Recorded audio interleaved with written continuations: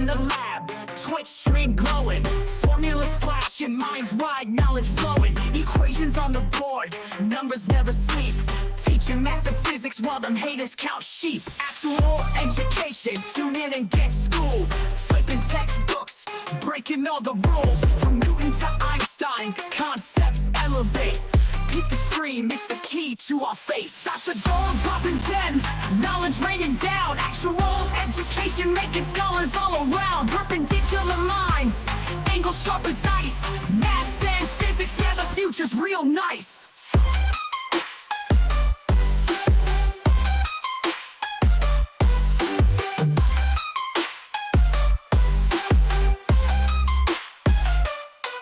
Got the Pythagorean triangles about to flex, quantum theories on deck, breaking all the specs, relativity theories, worlds getting small, grasp the universal laws, standing tall. From the atom to the cosmos, we rolling deep, grazing up the stars, no time to sleep. Black holes and supernovas, concepts we unfold, brain power heavy, yeah, that's Dr. Gold. Dr. Gold dropping gems, knowledge raining down, actual education making scholars all around. Perpendicular minds, angles sharp as ice, maths and physics, yeah, the future's real nice.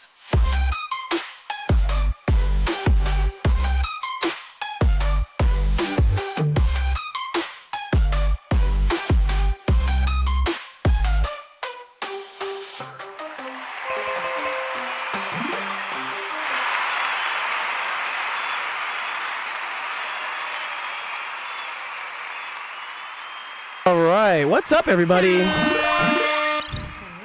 Dun, dun, dun.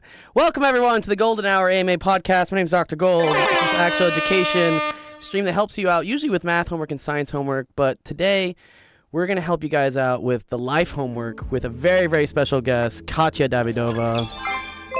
Hello, so good to be here, Gio. Thanks for having me, and thanks, Of course. Yes, awesome. We're so excited to have you right here. Let's see on the chat. We got Reki Rek, Shantrex, Laz Joma. What's up, guys?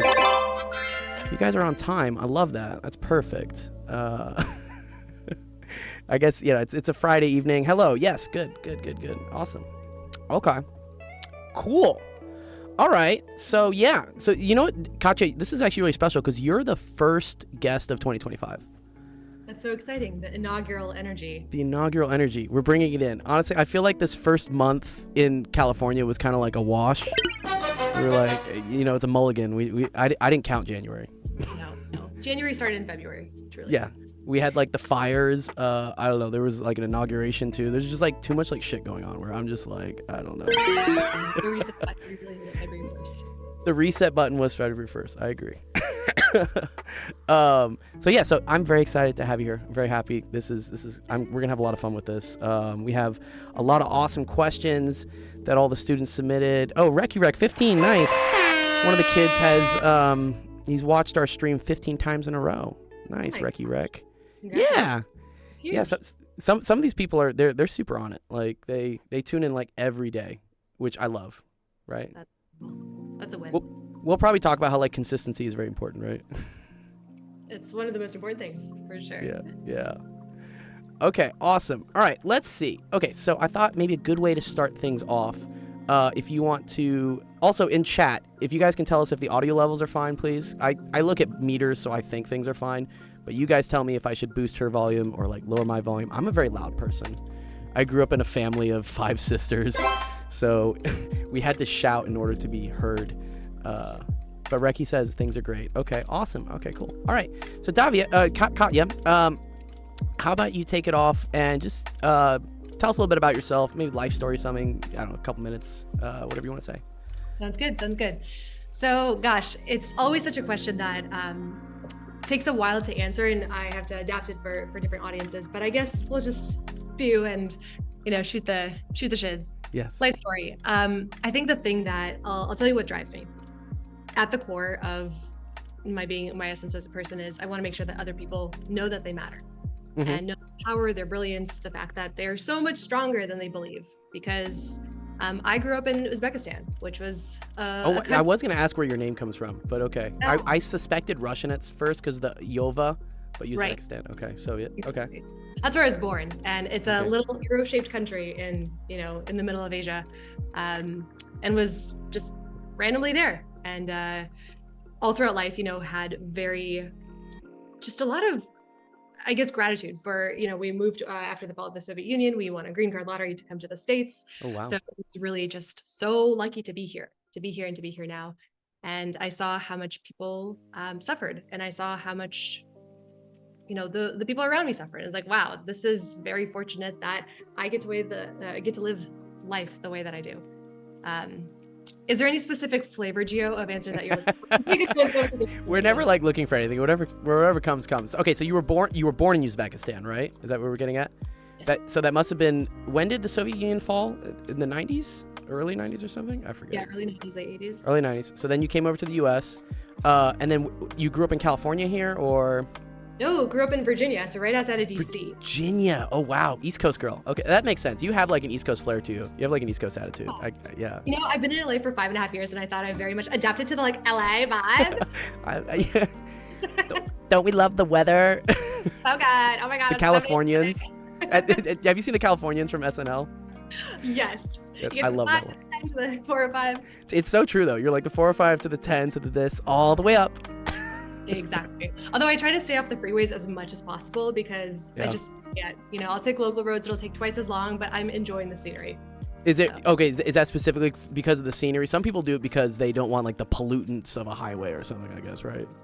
I haven't thought of the pollutants piece, although that's why you don't want to live next to a highway. That's why you'll always notice like the rent prices for apartment complexes that are right next to the 4 or 5 are stupid cheap. It's like because you're trading cancer for rent, I guess. I don't know if that's a fair trade, but I don't know if that's I don't think so. Yeah, no. Oh no.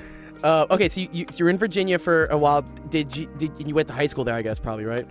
Yeah, went to TJ, which is a school that really. Do you know much about TJ? Well, I know about Tijuana TJ, but maybe I should know about that TJ. A little different flavor of TJ.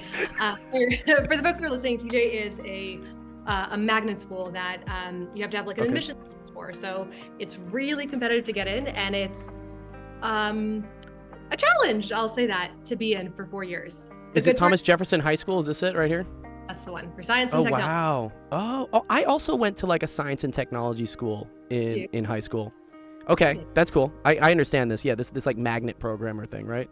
Right. Gio, what was your experience like? I'm curious, like 3 words to describe your high school experience. So my high school experience was sheltered, but I would say very conducive to me like getting good grades and developing and keeping me out of trouble. I enjoy. How many people were in your class for your science program? I think our graduating class was 432 people.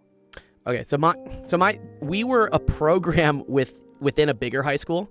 So it was kind of like we were like segregated, I guess. So all our math and science classes were taken with it was called the academy people, and we only had about 60 of us. And it was great because it made like a core group of these 60 people are going to be involved with at least half your classes. But then we also mixed with the regular high school kids for like language arts and history and stuff. So you still got a typical high school experience of delinquent fun kids and stuff. But for my math and science, I enjoyed being in that environment because we all kind of pushed each other to be really good at what we were doing. It was like, well, you got an 85 on the calc test. Ooh, I got to get a 90. And so I liked it for that part. I thought that was very good. But you had 460. Wow, that's huge. Yeah. So I mean, our entire high school was this magnet school, so everything was filtered through STEM. But of course, we had the arts, and our arts programs like theater, mostly theater, was very flourishing. We were not good at sports, too nerdy and too busy to do sports. But I did gymnastics in high school for all four years. Oh wow, gymnastics! That's super fun. It was a good time. Okay, cool. And then, did you go to college after this and do gymnastics, or? I did. I actually did do college I did do gymnastics in college, which was surprisingly easier than it was in high school. Like I felt more pressure than my entire college experience. Which is it because you're not like Olympic track at that point, or is it? I don't know. Is it one of these things where like they try to grab you super young, so if you're going to be in the Olympics, you don't go to college, or? Exactly. Like I was not a great gymnast by any means. I did it for fun. I started I never really competed. I didn't like competing because I was like, I have the nervous pee. I don't really want to go on the floor and perform every time. So it was just for fun. It was basically in college. It was a social club with a dash of gymnastics. You Nice. know, and we did nationals, and like we were good. We did well, but it was just a fun group of kids. That's cool. Okay. So yeah, you went to this high school, you went to college, you did gymnastics, and then wait, how does LA come into the picture eventually though? Yeah, LA was a sort of slow build. So after I graduated from undergrad, where I studied cognitive science, psychology, and Russian, Awesome. I sold my soul to consulting. The thing that like I told myself 3 things that I wouldn't do when I graduated from college. Yeah. 1, live in Northern Virginia. 2, Okay. live with my parents. And 3, take this job in consulting. And Was it guess at like Deloitte or something? Is it one of these, you know, like these? Do you watch Severance? what? I love Severance. I only watched the first Right. 4 episodes. It's like, do you work at Lumen basically? You know, where it's like this, the work is hard and mysterious or something. Yeah, exactly. It wasn't a big 4, but it was like healthcare consulting. So it's a like specialized firm. But it really, in all 3 things that I told myself I wouldn't do after graduation, I ended up doing, which so, Nice. you know, very That's fortunate. Well, not great, right? Because I didn't want to do those 3 things. It was live with my parents. Oh, these are the 3 things you didn't want to do. Oh, I thought you set goals okay, sorry. I backtrack. Exactly. These are the things you said do not do. Yeah, like hard no. And you did all of them. Did all of them. Exactly. And Okay, that never was, mind. yeah, that was a rush. So I was very grateful for my parents, you know, because I didn't have to pay rent. I had like Yes. semblance of stability. But from the interview, I was like, something about this does not align. From day Right. 1, I was like, absolutely not. Like 2 weeks in, I was like crying under my desk because it was Oh just my like, God. Oh no. and I did really well, right? And I advocated for myself. I got on really good projects. I went to London on a business trip as like, you know, a bright-eyed, bushy-tailed, fresh out of undergrad sort of worker. But I got out after a year and 6 months to the month. So it's very easy to leave. And then from there, where'd you go? Oh yeah, from there I actually moved down to Virginia to Charlottesville. So I actually worked with high school students and their families to advise That's cool. the admissions process. So I saw 6 families a day. So that's 6 students, 6 moms and dads every single day for about 2.5 years. But at the same time, I was driving up to DC to do grad school in organizational development. Okay. And so did that for 2.5 years, finished grad school, quit my job because Charlottesville was so comfortable and so easy. I had Oh, it is. It's so nice. I've been to Charlottesville. It's who's the famous poet that's there? Edgar Allan Poe. There's a cafe there, right? That's like dedicated to him and stuff. I think there's a room on the lawn that he used to live in. Yeah. And there might be a cafe. I'm curious if you're. It's because I went to a wedding in Savannah last year, and I flew into oh wait, maybe it's Charleston. Okay, I'm talking about. Yeah.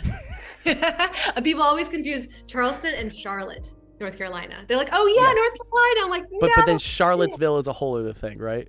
Totally. It's Okay. UVA.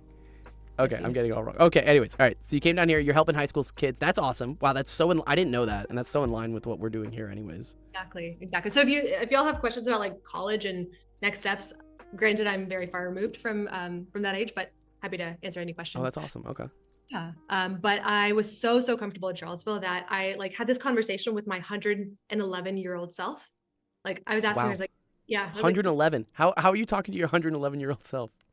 You know, because that's a nice number. It's a prime number. It's a palindrome. So I'm like, cool. Like if I'm 111 on my deathbed and reflecting on my life, what would I want to have happen? And that's actually a really nice frame to decide like what you want to do, right? Like what would your 11-year-old self say?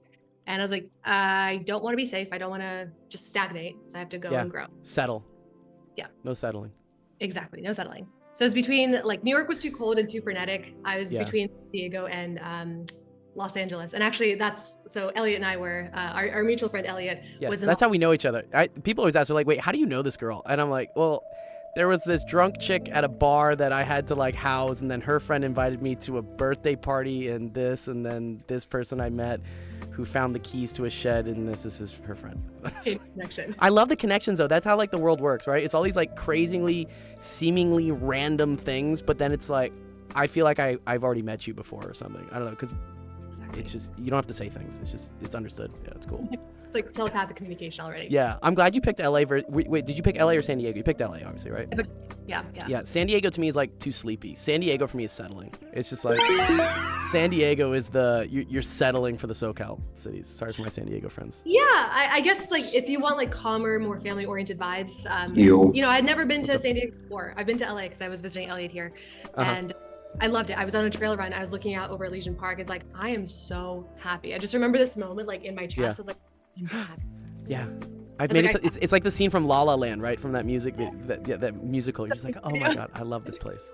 Exactly. It's got to draw to. It's got to pull. Yes. So, I quit my job, finished grad school, and drove across the country to Los Angeles. Wow, I love that. Just like committing. You're just like, fuck it. I'm going where my heart is. And I love this whole. You talk about talking with your quote unquote like your 111-year-old self. That's such, I don't know, like long-term forward thinking, which I don't think happens anymore in this world. We're very much about like, how do I pay rent next week? Or like, how do I buy the next Fortnite skin? So I love that. Yes, big fan of For all that. my nerds in the room, I studied human psychology, and that's called prospective hindsight. Because you really Perspective hindsight. Oh, okay. is that like a sexy term? Perspective. It is. hindsight? It's very sexy. I'm gonna find. I want to see this on like Google or something. Perspective hindsight. Imagining a future event as if it already happened, and then analyzing why. Wow. Oh, this is very cool. Slightly different, but similar themes. I love this. Oh, this is so cool. One of the kids in the chat was asking, so when you helped high school students in was it Charlottesville? Yeah. Mm-hmm. They said, what was the most common question you got from all your students, your high school students? Like, what did you keep hearing over and over again? That's a great question. A lot of the students wanted to know whether, because a lot of the students had really good grades, because in order to go through this program, you're typically, or the cadre of schools that they were applying to typically have. It's like Harvard, Stanford, whatever. There's like cutoffs for the SAT and stuff. Yeah. So they're typically coming from academically, strong backgrounds. But the thing that they kept asking is like, A, will I get into this school and others like it? And B, is everything that I'm doing outside of class and outside of academics enough? Okay. Like, do I have enough extracurriculars? Yes. And that to me was such a heartbreaking question, because I don't know if y'all feel this, but like the balance between doing well in school is no longer enough. Because then it's not. Yeah. You're getting like told from all these different parties, all these different people, especially adults, right? Like do ABC, like have a strong resume, make sure you have an internship, all this stuff. Yeah. It's like, good God, when are we supposed to be kids? Because when are we supposed to enjoy our lives? Yeah. And did you have to apply for this high school that you came into? Anyways, the one beforehand? I did. Right. So same with me. I remember in like middle school, I'm like, oh, I'm already going through the I need to like have like a resume, a background, a blah, blah, blah. Luckily, I was on like the robotics team in middle school, and like the coach happened to be a teacher at the thing. So I was okay. But I can't, the stress of like having to take an entrance exam in 8th grade and then also going to an interview and stuff. I was like, whoa, can I just be a kid? Like, what's going on here? Exactly. But when you're steeped in that environment, when like other your friends are also doing the same thing, it feels normal.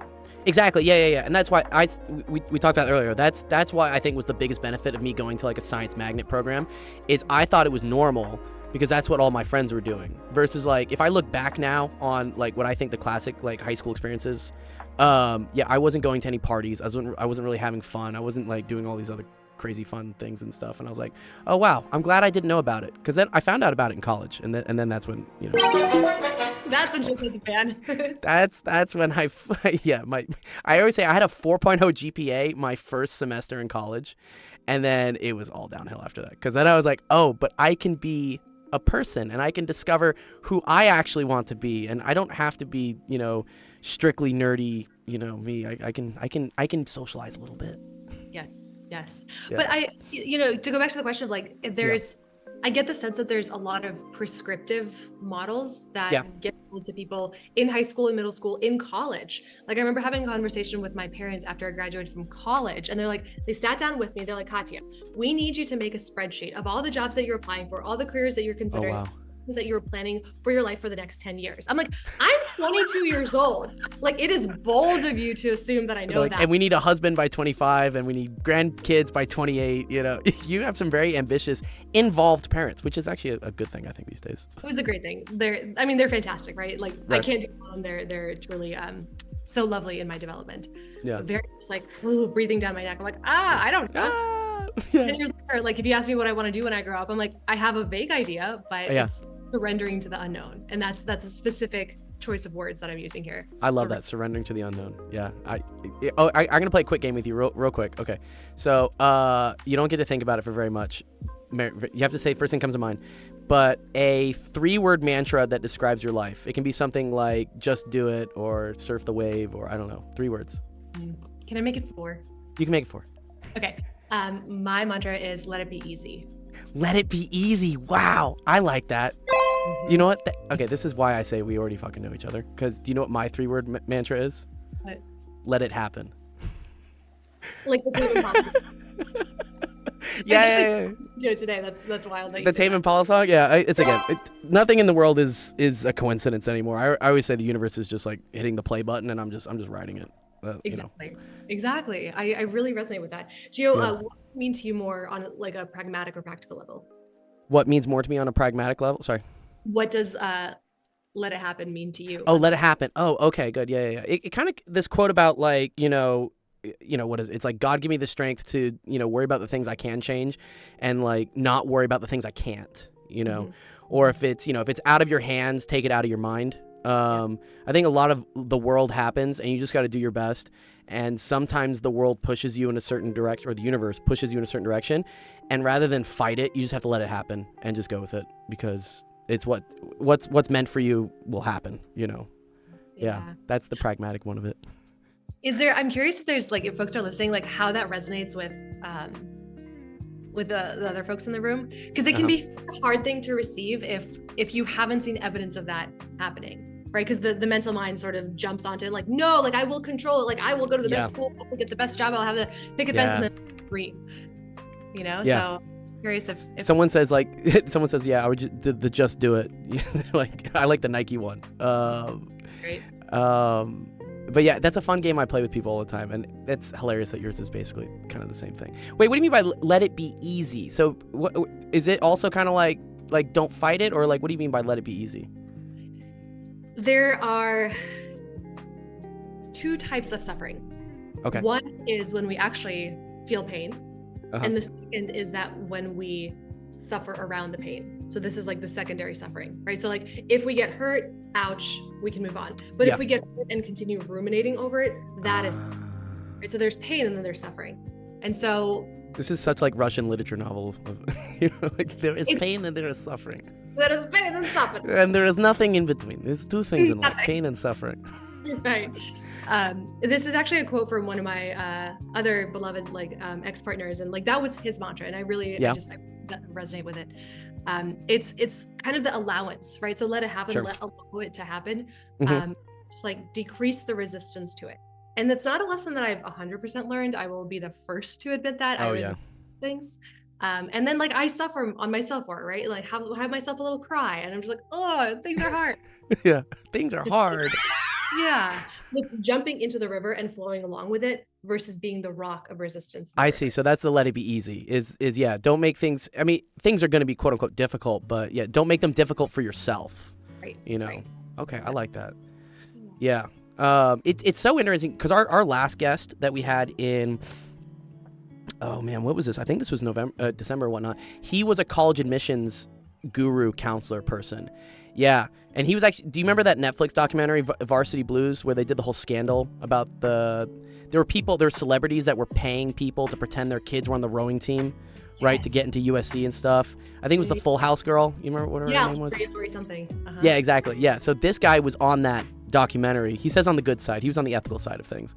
But he kind of also spoke to what you talked about, where the college admissions rat race game right now is a fucking mess. And especially when they were doing things where they took the SAT away as required and then they put it back and they keep shifting it. And then the extracurriculars, I think you're talking about, that's a big thing that, I don't know, when I was applying to college, I don't feel like I had to have a ton of extracurriculars, but now I see some of these apps and they're recommending you put down, oh, I worked 80 hours doing this. I'm like, excuse me?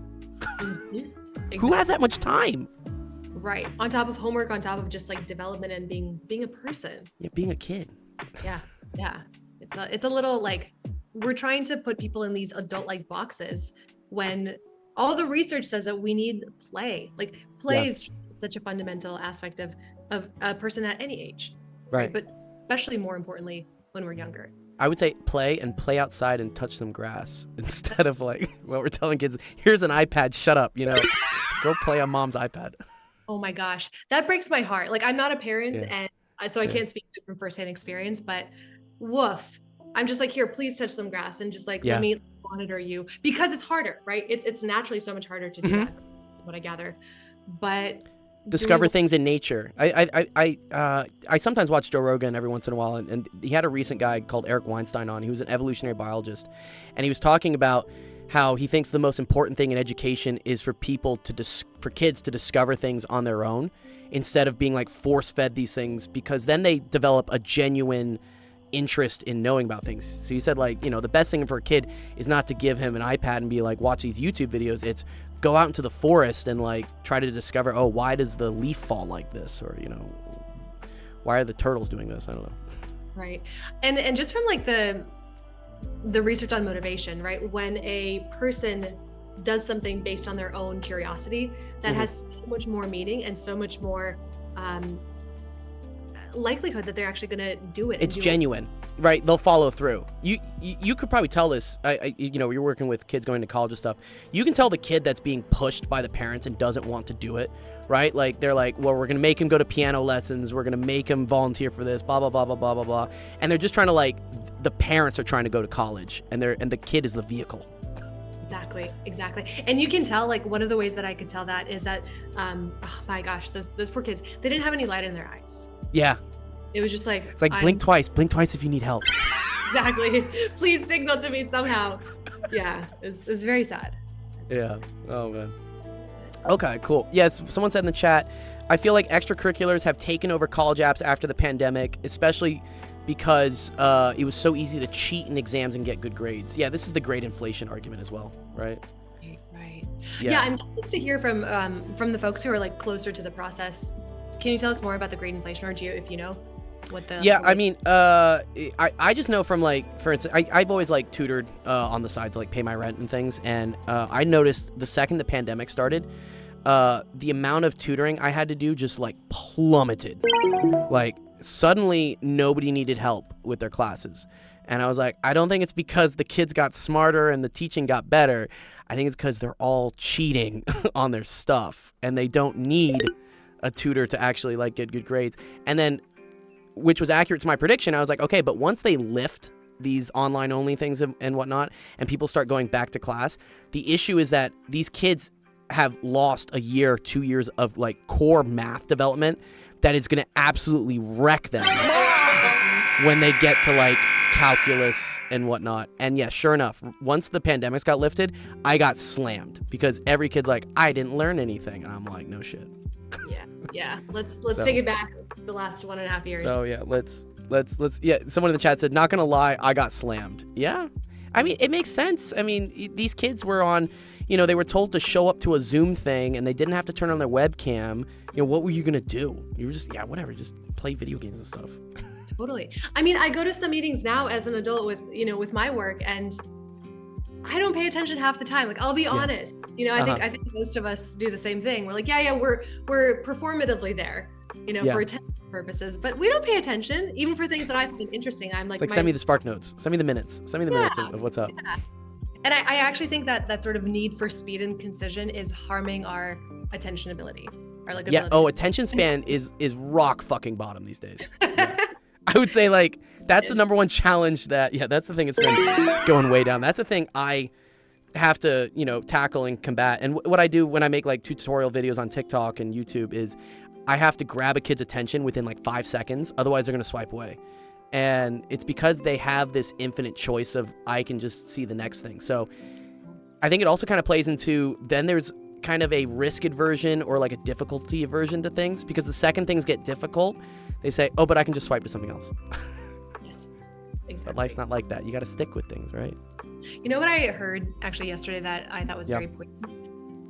If you do the hard thing now, life may be easier in the future. If you do the easy thing now, life's going to be harder in the future. Oh, I like that. Yeah.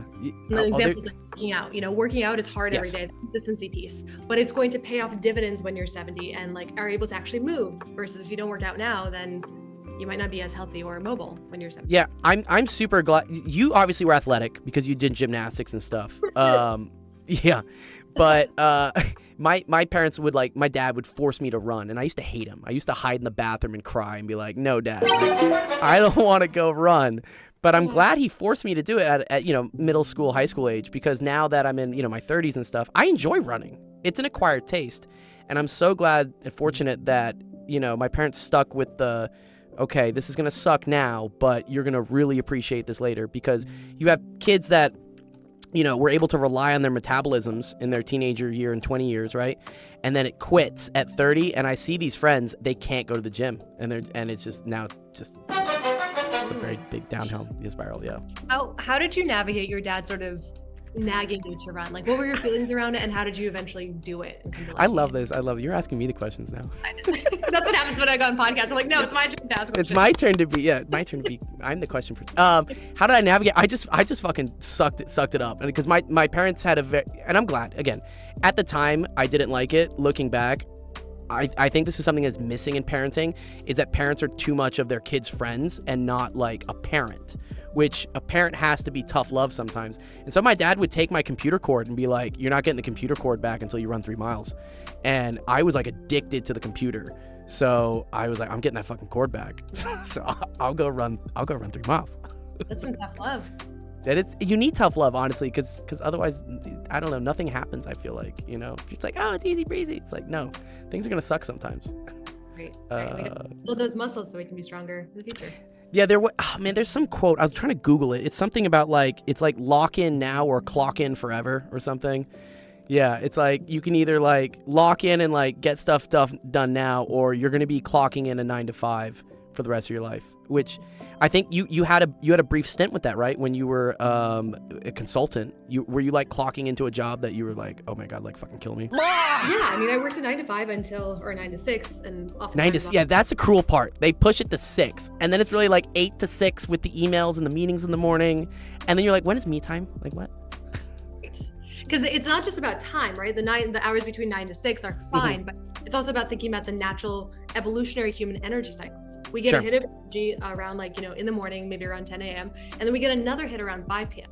But that inner lull between, 1 to 3 or 2, useless. And yet we're supposed to like push through. You're supposed to push through. Yeah. Right. And that science has not caught up with the way that the world works. Luckily, some organizations allow a little bit of flexibility, right? With remote workers but we are not architecting our systems in a way that benefits the human versus benefits the corporation.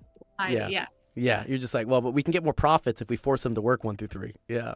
In Europe, they have siestas, right? It's an app. I don't know if you've you were born in Uzbekistan, but if the times I would go to Europe, it's very interesting. If you try to go to the store in the afternoon, a lot of them aren't open because they say, hey, this is the after lunch. We take a fucking nap.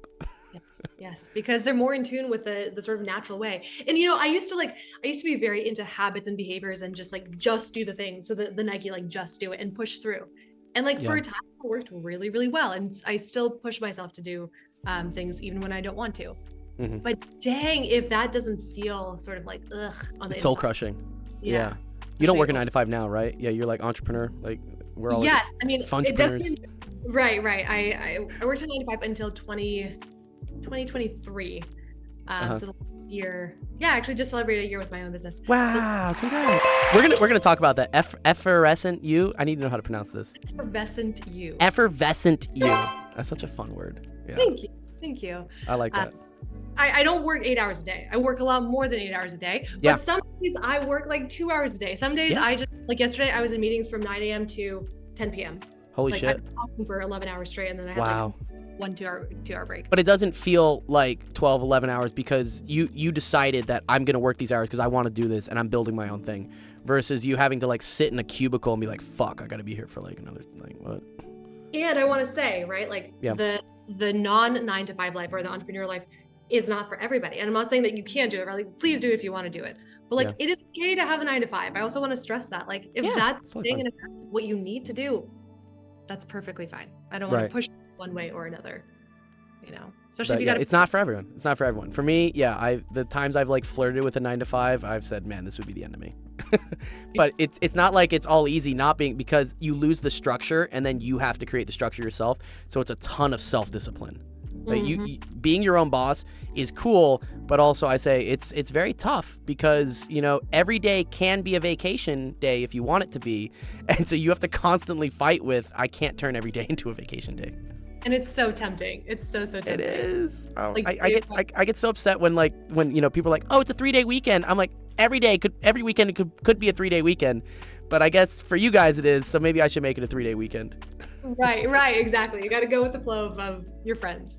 Yeah, oh, man. Okay, here, let's start off some of the questions because the kids are like, where are the questions? I'm like, okay, we could talk forever, Katya. I know we could, but we both have dinner engagements in like an hour and a half. So let's start off with some of the questions from the students. What's up, Mr. Aegis? Mr. Aegis is another big Twitch streamer. He's actually a cool guy. He does kind of like mini lessons for, I want to say, young adults, college kids, but he'll talk about stuff like mental health and I forget, Mr. Aegis, you should tell me exactly. I remember you have a lot of really cool stuff. I love the stuff there. But he says, it's like when you become an adult and the realization hits that I can eat as much chocolate as I want. Yes. That is true. It's a good but dangerous realization. Yeah, your stomach will hurt eventually, you know. Oh, yeah. All right, let's see. Nick is the first question. So, yeah, for those that are watching and new here, so we always announce our guests the week of them coming on the show here, and then the students write their questions for our guest here to kind of like go over his like topic stuff. So this one's from Nick. He says, damn, I just might join up on this one because I'm struggling to find out what I really want to do in life right now, and it's kind of hard because I'm afraid I won't like something and I will have to stick with it for the rest of my life. I'm interested in what you'll talk about. Okay, so what would you say about that? Yeah. Totally. Such a valid fear. I had the same thing, just the pressure to decide now and have that be finality. So I want to address that part, and then I want to share a framework to help you potentially get some more clarity. Not the answer, but more clarity. Yeah. Addressing the pressure. It's so real. I want to validate the heck out of it because you probably have a lot of outside influences, you know, telling you potentially that you got to make a decision. Mm-hmm. You don't, because the nature of life is inherently change. I have a tattoo on my elbow. It's a little delta. Oh, I like that, delta. Yeah, delta means change. Yeah, that's a math term. Yeah. The only constant in the world is change. So, and especially given how fast things with technology and AI are going at this rate, what the careers that you're exploring right now are going to be very different in 5 years. Or might be just gone, you know? We've like, our AI overlords may just like take it out. Totally. So like, as much as that's possible, relieving yourself of the pressure to know that whatever it is, I will figure it out, but I don't have to figure out the finality right now. So I hope that helps with that part of the question. But the second is a framework to help gather different threads that you can weave together to get closer to identifying what you want. And it's called Ikigai. Have you heard of Ikigai? Is that what I'm good at, what they pay me for, and like what makes me happy? Is that what it is? Yes, and what the world needs. So what the world needs. Yeah. It's that intersection. It's called Ikigai, I-K-I-G-A-I. Okay. And it's a Japanese concept that translates back to some philosophers who, forget the actual name from where it's from, that basically... But it's like, something's like a passion or a mission or a vocation or a profession. If like it satisfies, like, it's like a big Venn diagram. Yeah, this is super cool. Yeah. It's a Venn diagram of like 4 circles. Yeah. That sort of paints to the fact that you don't have to have like a specific job, but you are doing a thing or a collection of things that is complementary to yourself, to the world, and things that can get you paid. So thinking about like, what are the things in those 4 categories that come to mind for you? And knowing the fact that in 1 year, they're probably going to be different. In 5 years, they're vastly different. Right? Yeah, so it's okay to change. Yeah. Sitting down with yourself and having that practice to say, okay, like how can I find the intersection of those 4 circles and see how it lands? Oh, apparently translates to life outside. Someone who speaks Japanese here says Ikigai translates to life outside. Yeah. So like I love that. Going outside, touching grass. Yeah, go outside. Let's go touch grass, please. Yes, it's never too late. I also agree with that. It's never too late. I say I didn't even really find my calling until, again, I was in my 30s. I wanted to be a train conductor when I was a little kid, and then like I knew I was pretty good at physics. I didn't know if I wanted to be a cello performer or a physicist, and then I went through grad school, and then I finally found out like, oh, my role is in education and teaching and stuff. So that's. Did you always know? Well, go on. Yeah, you go on. What's your question? I was gonna say, how did you find it out? How did I find it out? Honestly, just bouncing around enough. And I will speak to you got to try things. And so I would say to Dark Aspect here, like, it's okay to do things for a bit, You just have to remember that you need the courage to quit if you think this is not for you. And I had that moment kind of towards like the middle or end of grad school, because like my advisor was like, okay, so do you want a postdoc? Do you want to get into like a tenure track this? You want to, and I had to have the courage to be like, I don't want to be a research plasma physicist. That's not what I'm here for anymore. It was great. I love the experience. I'm glad it happened, but I need to switch paths to the entrepreneurial, like ed tech, whatever, like help people thing. So that's the same question for you. You obviously, I guess, got into consulting first, but then was there always something in the back of your mind where you're like, I want to like help people through like the coaching and stuff? Yeah, I had a pretty seminal experience where in my first consulting gig, which again lasted a year and a half, and I was quite miserable doing the work itself because it just didn't feel aligned. I could do the work and I was very good at it. I realized in that experience that being treated like a pawn on a chessboard, or like a person that doesn't matter in the organization, like a cog. Yeah, exactly. The cog of the machine is not a way that I want to spend my next 40 years of career.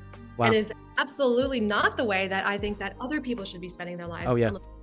Right. So that kicked off this this path of going to grad school for organizational development and knowledge management. And it was like, okay, cool, why take this painful experience and turn it into something that I can learn about and learn about the systems, the sort of dialogic, which means you didn't go to grad school right after undergrad, right? You went undergrad, you did the career thing for a bit, and then you're like, okay, fuck this. Now I'm going to go do grad school. That's awesome. I love that. I'm glad I got you here because I love to show to the kids the different paths that people, adults, you know, I guess we can call ourselves adults, like take in life. You know, I think as kids, they probably see their parents, and their parents probably had very, I won't say simple, but, you know, very just like linear careers in life. It was like, you know, go to school, get an education, get a job at IBM or something, and then just live out your days until you're 50 or 60, and then go play golf. And that's the model they think that they have to be. But obviously, right, you didn't have that. No, I love that you went back to school to try to find, you know, a way to pursue your passion. Yeah. And actually, like I had been thinking about grad school for a bit. My parents were like, you should be pursue a PhD in XYZ. I'm like, I don't want to do a PhD. I was going to actually, when I was graduating from undergrad, I was convinced I was going to do a clinical psychology PhD. Which is wow. Like years of research. Yeah. I did a thesis my last year of college. I was like, I do not absolutely want to spend the next 7 years of my life in a windowless lab doing a single slice of like, human knowledge that nobody will. And so I was like, I want to expand my horizons. But, I took the job first before going to grad school. I didn't know that I was going to apply to grad school. I kind of like really applied on a whim, and I applied to only one program, and I got it. And you got in? Oh, wow. That's awesome. Wow. So that's the universe's way of saying you got to do it. Just do it. Go for it, Katya. Exactly. But the job that I had concurrently with grad school, right? It was in 2 different cities. I was working and living full time, going to grad school up in DC. So it's 130 miles of commuting every weekend. Like the job was very aligned because my consulting job was a lot of computers and spreadsheets and like talking to machines. The job in Charlottesville with students was talking to people, 6 families a day. And that was like hyper over. I love you. Yeah, you have the contrast there. You're getting like, they're complementary, I guess, at some point, right? Yeah. But it kind of felt like balancing, right? Like I explored one end, the sort of rubber band, then I explored the other end and like, oh, this is too much. Like I'm not using my brain intellectually in these as much as I do in these conversations. And so that's why I quit. And then I went into people operations. So that's like learning and development, employee engagement, performance development, how to help. It's a whole other new set of skills. And it's also kind of fun. There's also this study of like, we get, I think it's like 10 lifetimes because it takes 7 years in order to master a skill. So every 7 years we get the opportunity to like pick a new thing for us to like do. Totally. And within those, right, are like little micro chapters or like little side quests that you get to go on. We love and the side quests. Side quests are the thing that's important. Okay. That's how you get to find out. What are some examples of side quests that you did that you really liked and were beneficial? Yeah, I did Toastmasters for 3 years. Toastmasters. What is Toastmasters? I got to go look up Toastmasters. It is phenomenal. If anyone's listening and you're like, what should I do to improve the rest of my life? Toastmasters. Oh, it's a nonprofit. Okay. It teaches you how to speak, and it teaches you how to speak both with, a structured speech that you memorize, but also extemporaneous speaking, which means like on the spot, you're given a topic, you have to speak for two minutes on it straight. Okay. And like we're doing right now. Exactly. But you get judged and you get, there's this whole like, how do you stand? How do you enunciate? How do you speak? How do you capture the audience? All that stuff. Oh, wow. Oh, I didn't even know, I've heard of this, but I want to see if there's so many Toastmaster clubs around us. Wait, what? Jesus, there are a lot of Toastmasters. There's like what? within a mile of my house. I feel like this is like, I don't know, like some secret society thing, you know, like the Freemasons, but it's just for speaking. It's truly, if you're afraid of public speaking, this is the way to help Holy that. shit, this is If you awesome. love public speaking, this is a way to ignite it. And through that, I became really good at speaking. You know, that's how I became such a good facilitator, because I knew how to talk. But that side quest allowed me to remember that, whoa, I can actually use my voice and be on stage and be confident and be in situations where if called on, I can totally make something up. And Yeah. have it be like, you know, but have it sound We good. can bullshit it, you know, we can make it sound good. Yeah. Why don't you go into politics, Katya? You know, you'd be perfect. You know, I wasn't born here, so I could never be president of the United States. Oh, well, apparently Elon doesn't need to be, you know, a citizen here anyway, so. Uh-huh. That's another side quest. That's another side quest. Oh, man. That's super. Okay, Toastmasters. If for anything, you opened my eyes to this, which I think is very cool. Well, okay, here's my question. Is this mainly for adults? Like, if I told kids to do this, probably not, right? This is more of like after. Absolutely. I think like in some of my clubs, we had people who were 15, 16. Oh, awesome. Yeah. Oh, Yeah. Okay. So I'm totally going to recommend this because, you know, it's a huge epidemic too, especially with, you know, everything going to online learning and whatever. Kids don't really, you see this also why, you know, the birth rate is down, everything's down because like people in the upcoming generations don't know how to talk to each other in public, right? They don't know what human interaction is because it got shut out for some pretty formative years of their life. So I think something like this would be like hugely beneficial. Yes. And you just get to learn from people from other walks of life. Like there's you know, some older folks in these clubs. It doesn't have to be, but it was just such a brilliant experience to get to be in the energy of humans that you never would have crossed paths with otherwise. Yeah. Oh man, I love this, Katya. Wow. See, I'm glad I asked that question. And I'm glad you gave me that answer. That's awesome. Oh, Okay, let me move it to the next student's question from Shantrix, which she says, how would you work on the bad stuff without feeling overwhelmed or sad about it? Ooh, the bad stuff. What's the bad stuff, Shantrix, by the way? If you want to put it in the chat, Shantrix, what bad stuff is. That's a really good question. Maybe he's talking about like the stuff that you like don't want to do. Read the question again. I want to really ground. Yeah, you're good. Yeah, okay. So it says, how would you work on the bad stuff without feeling overwhelmed or sad about it? Yeah, I think it really does depend on what the bad stuff is. But if we're taking a general approach, I would say acknowledge the bad stuff. Like it really, there's this concept. I love getting nerdy because I know you're a total nerd, so I will be. Yeah, I nerd out. Let's do it. Yeah. There is a concept in psychology called affective labeling or affect labeling, where you actually name and label your emotion in order to allow it to feel recognized in your body. Okay. So you're like, this is happiness, this is sadness, or like, okay. Or I feel happy, or I am feeling, or I'm experiencing sadness or happiness. Emotions last 90 seconds. When we allow them really? Emotions last 90 seconds? So when I'm upset about something, I just need to like wait 90 seconds and then I'll be chill?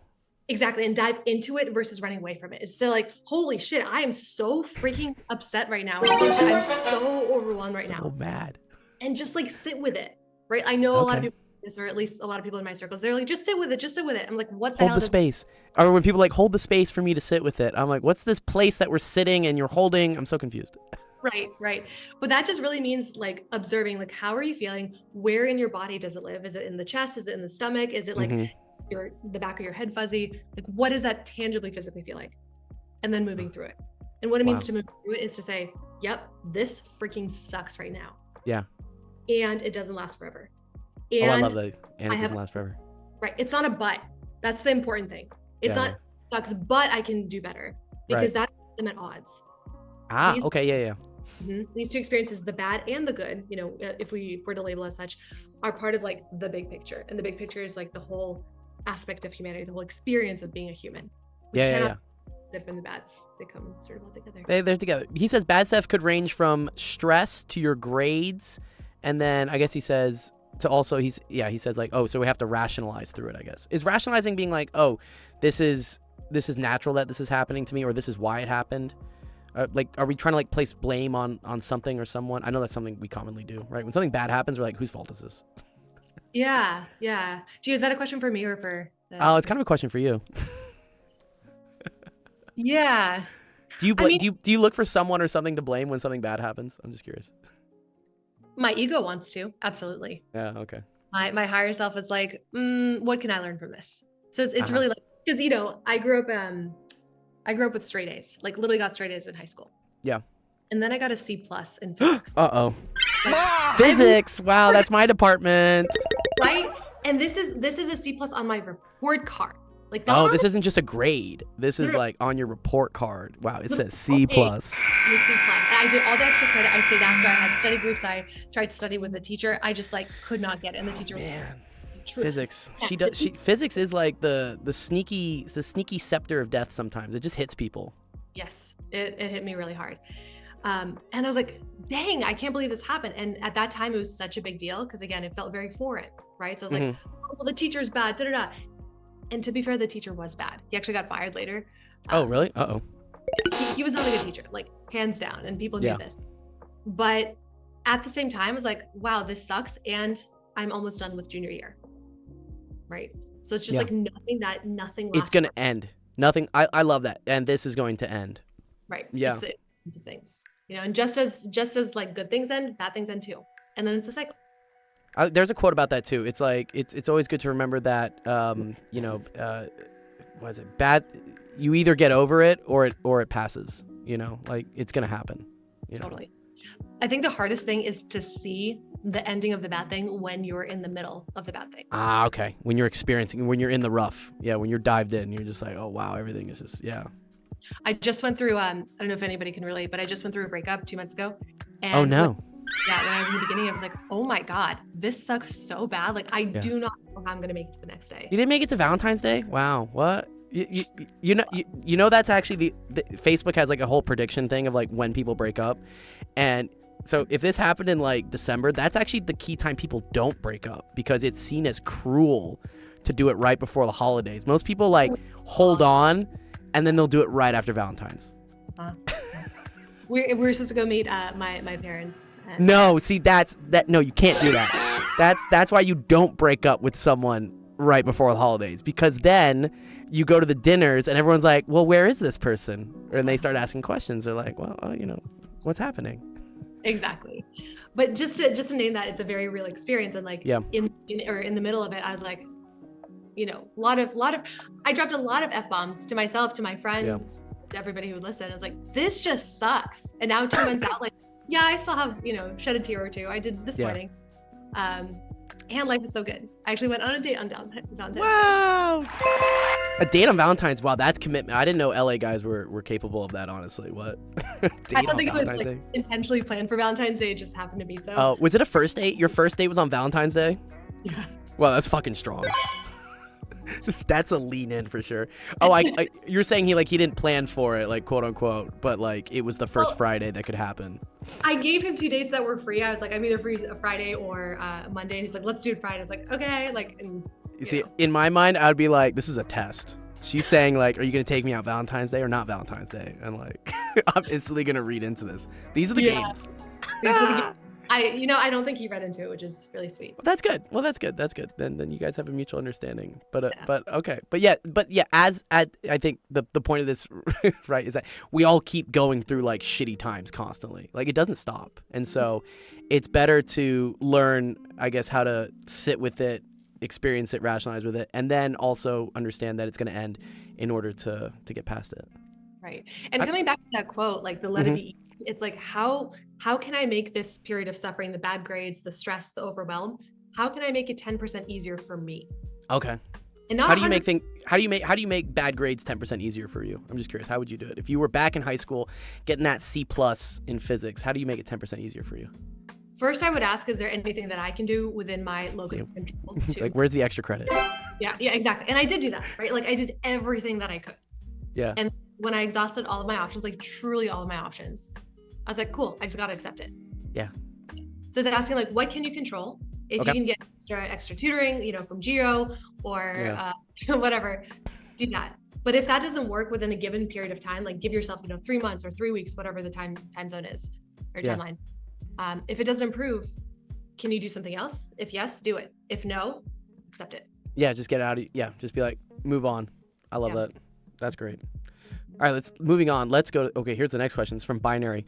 It says, what was a moment in your life when self-awareness changed the course of your life or career?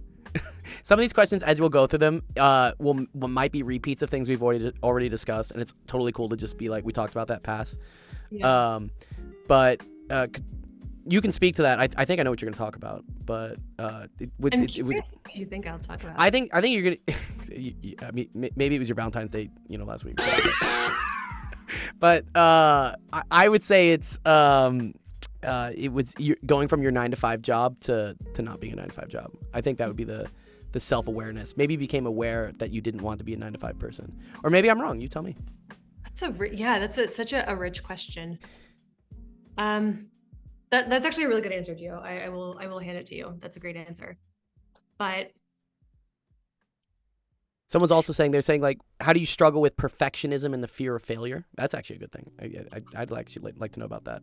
Yeah, we all deal with perfectionism. we do. Maybe let's come back to the one, but to answer that first question, realizing that there are other ways of operating besides a 9-to-5. And I was so attached to the safety, security, health insurance of a 9-to-5. Oh yeah, that health insurance is a fucking chain. Yes. And that I told myself and other friends about it. I was like, but I can't leave my corporate job because I have good health insurance. Mm-hmm. And I just didn't see another way out. I was Right. like, well, I'll figure it out. And I did. I ended up figuring it out.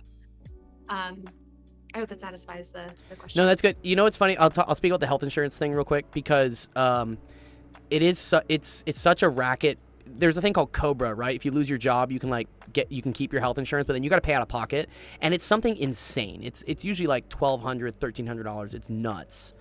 But I have a friend who is in like the corporate rat race, doesn't want to be there, blah blah blah. His wife is luckily graduating soon and will probably be able to make some money so that he can take a break. But he talks about health insurance, and I say, well, luckily I'm, in the upcoming stages of my life, so my income doesn't look very big, so I qualify for whatever the covered California Obamacare stuff is. But for him, because they look at your taxes from the last year, they would see his 6-figure salary from his last job and wouldn't give him any help. So he would have to go a whole year of having shitty income so that he would then qualify for, health insurance that's reasonable. Otherwise, yeah, I feel like there should be an exception where, like, if you lose your job, you can now say my income is nothing. It doesn't matter what I made previously. I make no money now. Like, give me at least options for affordable health care. I've heard that too, but I also had a similar thing where I made good money in my corporate job and then this past year did not. Yeah, it's okay. It's part of the we're in the building season. Exactly. We're sowing seeds. Or planting the seeds. But when you talk to the people themselves, they can help you with that. Like, they've been able to help me get low-cost health insurance. Oh, really? Oh, I'll have to tell him that. Well, he actually just got fired. So I was just like, okay.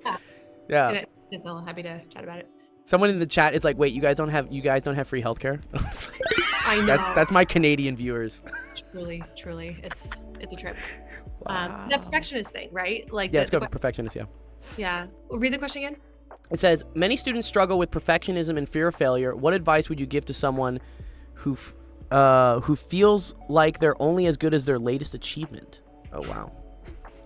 Dang, y'all. These questions are really good. They're great. Yeah. And they're not questions that they're questions that I'm glad to hear from this age range.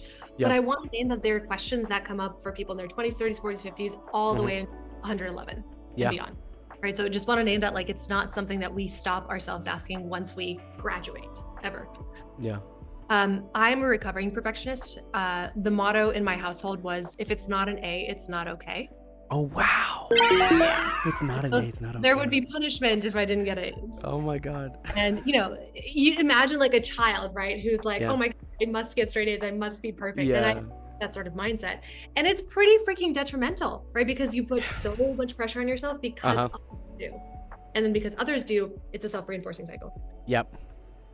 What helped me realize that that is not the way that I wanted to operate is that I didn't have to operate that way. Okay.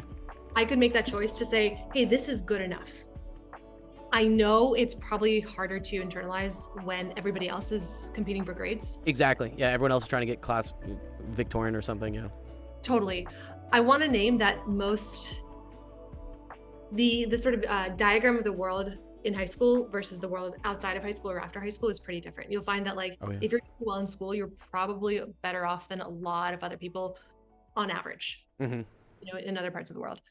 Especially like when you go travel. If you go travel to other countries, that's why I loved traveling in my 20s, because it gave me such perspective to being like, oh, just being in the United States with a college degree puts you in such a cushy condition compared to like what most people are dealing with in, you know, Thailand or something. It's like, whoa. Yeah. I think it also like stems back to what is good enough for you, right? Okay. Because we're always going to have external standards. Like people expect X, Y, Z. And I think that in a lot of cases, we do have to meet those standards, you know, for work, for projects, whatever it might be. But it's first getting clear on like, what is good enough? What is like exceptional for you? What is good enough for you? And what is like, if I do this, I don't feel good about it. So I see, about yourself. Levels. Yeah. Yeah. So that kind of ties into the next part of his question, which says, how can students cultivate self-worth from within rather than seeking validation from grades or accolades? Again, another lifelong question. Yes. I think it really stems with spending a lot of, at least for me, a lot of internal introspective time with oneself and saying like, what do I love about myself? And I asked this question to a lot of my friends. I'm like, do you love yourself? Wow. A lot of people say yes. A lot of people are like, ugh, I hate myself to perfection. That's what I say. Yeah. I'm like, ooh, like, can you let it be easy? Can you let it be that you can love yourself and like truly, truly appreciate your own self such that it is easier to show up as less than perfect? Okay. Love yourself into perfection. Accept it. Yeah, love yourself for the imperfections and stuff. I like that. I would also say, like, the thing I always tell the kids is, and my dad kind of instilled me with this, is always have one thing in your back pocket that you know you're like the fucking best at. Like, just develop some sort of skill or hobby. For me, it was being a cello player. And I was fortunate enough to have my parents who invested a lot in my education to play the cello. And I was good at it. And so no matter what in college, if I was like fucking up or like not doing well with stuff, I'd always be like, well, I'm a pretty damn good cellist. So like, screw everything else. I don't care. Like, you know, it's okay. Things are going to suck sometimes. Yeah. Can I add something to that, Gio? Yes, please. I think for those of us who may not have like an easily accessible skill, or they don't know what skill to cultivate, something that you can do that doesn't require like an external thing is like, I know this sounds so woo, but the way that you show up to people and the way that you listen to people. Ooh, yeah. Okay. If you can convey the energy of I am so here and I am so present with you, and you know that I'm looking right at the I know you're like you're breaking the fourth wall. Totally, and right, that makes you feel uncomfortable, but that sort of presence is lost these days. It is, yeah. And that's something, again, that it doesn't require expensive cello lessons. It doesn't require like buying fancy things and whatnot. I love that. Yeah. They could go to Toastmasters Club. You could go to these Toastmasters thing. We'll bring it back. Like, go to the Toastmasters, become like a good public speaker and stuff. And then, being the person in the room that people like, I want that person there because they're going to listen to me and like, you know, bring the environment up. And the reason is because at the core, people want to be heard, seen, felt, loved. I like that. Heard, felt, seen, and loved. Yeah. It's like Maslow's hierarchy of needs or something. Exactly. It's fundamental, right? So the more that we can make other people feel seen and heard and loved, the more that we're going to be exposed to other humans and other opportunities. And the more you're going to get invited to parties, guys. Exactly. You know, we love that. It's so true. All right, let's see. Next question, a Duke from a Darsh says, how can I develop strong leadership skills, grow personally, and maintain a healthy balance between work, life, and personal adventures? Another great question. Yeah, these are excellent. And again, questions that I coach the people that I coach around, right? Yeah, you're the perfect person for these. We love it. Yeah. Yeah. I'd say take a several step approach. The first is educate yourself. That's where I'm to. It's like read the books that you find interesting and fascinating. I'll give a few authors. Adam Grant is a really good one. He's a organizational psychologist. James Clear on habits is also a really good one. I'd read books about happiness, like the how of happiness. How do you actually structure your life and your habits and your behaviors and your mindsets to be happy? Ooh, Adam Grant has a bunch of books, like Give and Take, or like, wow, he has a lot of books actually. This guy's pretty cool actually. Okay, I'll post his wiki in the chat. And then the other one you said was James Clear? James Clear, Atomic Habits. That's a good one. Oh, I know that book. Yes, I do know this book. Yeah, this is a good one. Okay. So I think behaviorally, those are really important. I would also, I don't know if I would recommend this to necessarily, well, no, I would recommend it. Why not? It's called A Liberated Mind. Okay. It's by Stephen Hayes, and it is essentially, it's called acceptance and commitment therapy. So I'm guessing a lot of people in this room are like, I got to get straight A's, I got to get really good grades, and I got to cheat, right? ACT, acceptance and commitment therapy, is all about like, how can we accept the hard things versus resist them, right? So it really allows you to go towards those hard things versus run away from them. Right, the fear. And I think this ties back to one of the other kids, right, had that question of like, how do you deal with, like, you know, the fear of like, I'm going to fail. I say failing is great. You should fail forward. The more things you fail at, the more opportunities you have to be great at something. It's okay to suck. Like, it's part of the human experience. Yes. But yes. I think, and there's studies that have shown that with the upcoming generations, they're so risk adverse because, again, the pandemic kind of like freaked everyone out. You know, everyone's like, oh, we're all going to fucking die or something. So now they're like super risk adverse, which is why they, you know, don't go and date other people and stuff, or like, I don't know, you know, don't want to leave the house. You know, I know a lot of kids that just still live with their parents and stuff. And I'm just like, no, you need to go. Get out. Totally. Yeah. So that's sort of like, you talked about the exposure piece, right? The first is the education, like get yourself knowledgeable, like literally Google like top 10 leadership books, right? That's easy to answer. The second is exposure. Expose yourself to hard things, whether that's, you know, speaking up in class more, asking a question that you normally wouldn't ask, because chances are other people are probably wondering that too. Or like asking a person out. Like, go through rejection. I know our mutual friend did rejection therapy for like a year straight. Really? Elliot did rejection therapy? Really? I love that for him. Oh my God. He's just like the perfect person to do it. He is. Amazing human. Bless you, Elliot. Yeah. Thanks, Elliot. Have your goal be to get as many no's as possible. Like, ask somebody at the grocery store, hey, can I get a discount on this? Oh, I see. Yeah, I have a friend who says this. Yeah, he says everything's negotiable, you know, and like it never harms to ask, right? Totally. I negotiated my dance classes because I was like, out of my budget, and they met me where I wanted to. So wow, yeah, that's a great skill. There's another there's a book that's kind of about that. It's like Never Split the Difference. Have you read that book? Yeah, the FBI. No, I think he was a hostage negotiator or something, but it's also some fun like cognitive science, you know, tricks in order to kind of like get what you want, and it's a muscle you got to build up, right? Yeah. But it's also the sort of mental model that things aren't as fixed as they seem. Yes. Things aren't fixed as they seem, right? Because when we can make the other person feel heard, like, hey, it sounds like this system is really important to you to uphold. I understand that, you know, XYZ depends on it. I'm curious, is there any way that we could flex the system? Right. When you approach it from curiosity, like genuinely asking whether break the system. Yeah. That's how like all the really cool innovations and stuff get made, you know. Uber got made because it was like, yo, can we like get like fucking rid of taxis here for a second? Like, no one likes taxis. Yes. So that type of like exposure to hard things can be helpful. And then of course, talk to people that you like. Talk to people that are inspiring you. Who are the role models, whether it's in your school, in your ecosystem. If you're on LinkedIn, I don't know if anybody's on LinkedIn at this stage, Instagram or Discord, wherever. Like if you I only recently really got on LinkedIn, but yeah, it's a wild ride out there. Yeah, I actually just updated today. We connected. We're connected. So like, yeah, we connected on LinkedIn. I think I did, or I hope I did. Yeah, because yes, I want to see your LinkedIn game. One of the high school kids says he's on LinkedIn. Wow. Okay. Oh my God, I wasn't even thinking about LinkedIn when I was in high school. I was like, what is LinkedIn? No. That's nuts. I had such an aversion to it. I was like, I never want to work a job where I have to use LinkedIn. And then I eventually realized, oh, if I want to do anything in the nonprofit space, I have to have a fucking LinkedIn. I was like, all right, I'll do it. I'll do it. It's the game that we play. Yeah. Yeah. Make it easy. Make it fun. Make it easy. But you're saying use these things kind of like as a young adult to kind of put yourself out there, I guess, or... Yeah. And to surround yourself with the people that you want to learn from. So that's also really important, is trying to find mentors, like literally asking, hey, mom and dad, do you know of anyone in XYZ fields? Or like, hey, teacher, hey, guidance counselor, do you know of anyone who knows anything about XYZ? Right. Power of asking people for their connections is so undervalued and underused. Right. Like the whole reason humanity exists is because of the humans. So like ask them. Yeah, I'm even finding this now. I recently got a job at UCLA. I'm going to be teaching physics there next quarter. Yeah, thank you. After like I'd applied to like so many positions before this, and again, maybe I'd get like an interview or two, but just like constant just fucking rejection. And it was such a time waste. You know, I'm just making these resumes. I'm having to write cover letters, blah blah blah, all this fucking bullshit. And then I kind of got the UCLA job because, yeah, it was a connection. It was someone kind of reached out, said, hey, there's an opening for a physics professor. We really need someone.